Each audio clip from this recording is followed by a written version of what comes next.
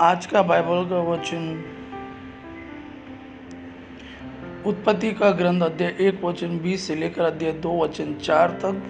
और आज का सुसमाचार सन मरकुस के अनुसार अध्याय 7 वचन 1 से 13।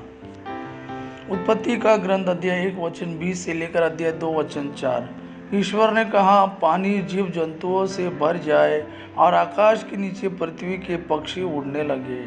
ईश्वर ने मकर और नाना प्रकार के जीव जंतुओं की सृष्टि की जो पानी में भरे हुए हैं, और उसने नाना प्रकार के पक्षियों की भी सृष्टि की, और यह ईश्वर को अच्छा लगा।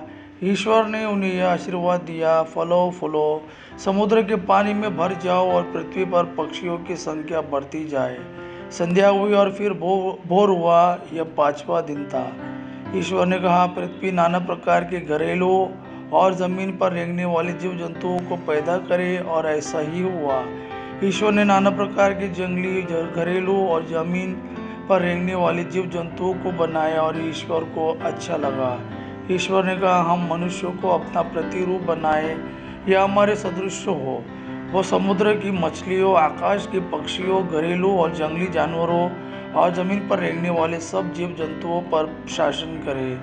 ईश्वर ने मनुष्यों को अपना प्रतिरूप बनाया, उसने उसे ईश्वर का प्रतिरूप बनाया, उसे नर और नारी के रूप में उनकी सृष्टि की। ईश्वर ने यह कहकर उन्हें आशीर्वाद दिया, फलो फूलो, पृथ्वी पर फैल जाओ और उसे अपने अधीन कर लो।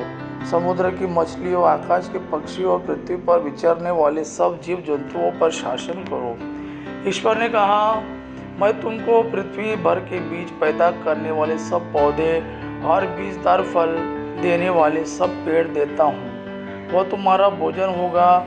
मैं सब जंगली जानवरों को, आकाश के सब पक्षियों को, पृथ्वी पर विचरने वाले जीव जंतुओं को उनके भोजन के लिए पौधों की हरियाली देता हूँ, और ऐसा ही हुआ। ईश्वर ने अपने द्वारा बनाया हुआ सब कुछ देखा, और यह उसको अच्छा लगा। संध्या हुई और फिर भोर हुआ, यह 6वां दिन था। इस प्रकार आकाश तथा पृथ्वी और जो कुछ उनमें है सबकी सृष्टि पूरी हुई। 7वें दिन ईश्वर का किया हुआ कार्य समाप्त हुआ। उसने अपना समस्त कार्य समाप्त कर 7वें दिन विश्राम किया। ईश्वर ने 7वें दिन को आशीर्वाद दिया और उसे पवित्र माना, क्योंकि उस दिन उसने सृष्टि का समस्त कार्य समाप्त कर विश्राम किया था। यह है आकाश और पृथ्वी की उत्पत्ति का वृत्तांत। जिस प्रकार प्रभु ईश्वर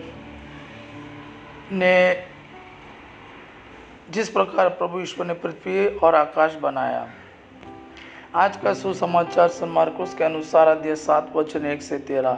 फरीसी और यरूशलेम से आए हुए कई शास्त्री ईसा के पास इकट्ठा हो गए। वे यह देख रहे थे कि उनके शिष्य अशुद्ध यानी बिना धोए हाथों से रोटी खा रहे हैं। पुरखों की परंपरा के अनुसार फरीसी और सभी यहूदी बिना हाथ धोए भोजन नहीं करते। बाजार से लौटकर वे अपने ऊपर पानी छिड़क के बिना भोजन नहीं करते, और अन्य बहुत से परंपरागत रिवाजों का पालन करते हैं, जैसे प्यालों, सुरहियों और कांसे के बर्तनों का शुद्धिकरण। इसलिए फरीसियों और शास्त्रियों ने ईसा से पूछा, आपके शिष्य पुरखों की परंपरा के अनुसार क्यों नहीं चलते? वे क्यों अशुद्ध हाथों से रोटी खाते हैं? ईसा ने उत्तर दिया, एसाज ने तुम ढोंगियों के विषय में ठीक ही भविष्यवाणी की है। जैसा कि लिखा है, ये लोग मुख से मेरा आदर करते हैं, परंतु इनका हृदय मुझसे दूर है।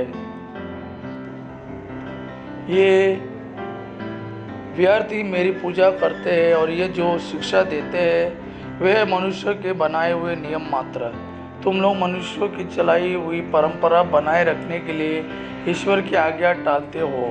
ईसा ने उनसे कहा, तुम लोग अपनी ही परंपरा का पालन करने के लिए ईश्वर की आज्ञा रद्द करते हो, क्योंकि मूसा ने कहा, अपने पिता और अपनी माता का आदर करो, और जो अपने पिता या अपनी माता को शाप दे उसे प्राणदंड दिया जाए।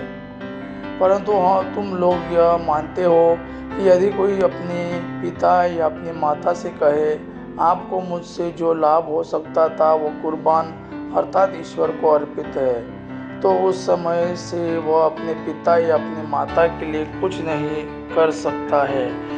इस तरह तुम लोग अपनी परंपरा के नाम पर जिसे तुम बनाए रखते हो, ईश्वर का वचन रद्द करते हो और इस प्रकार के और भी बहुत से काम करते रहते हो।